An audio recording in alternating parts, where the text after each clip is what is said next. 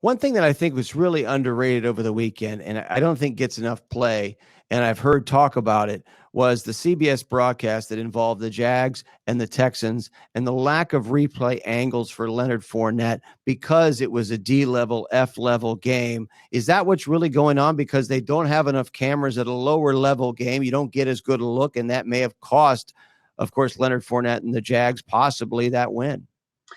Yeah, it's something that when we brought replay back in 1999, we discussed that because there are different levels of games. And Sunday night, NBC, you're going to have a camera package that is much larger than a game in an early window on Sunday.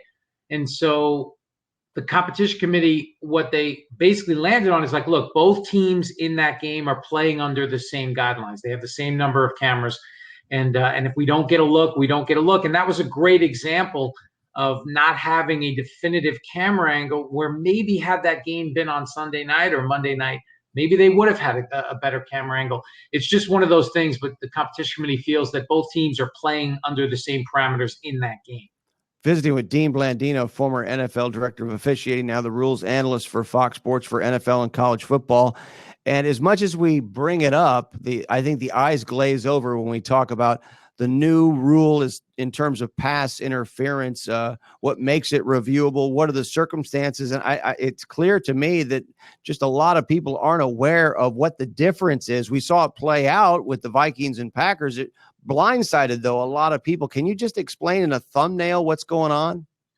Yeah, I mean, this stems from last year, the NFC Championship game, and there was an obvious missed call, and the league felt compelled to implement this rule. And now, where this is the first time in replay where we're really dealing with subjective calls.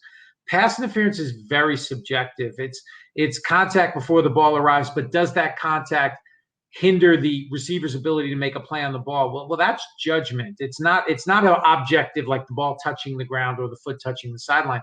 And I think that play was a great example of the subjectivity. I didn't think it was enough for a foul. Obviously, they created it. They made it a foul in replay.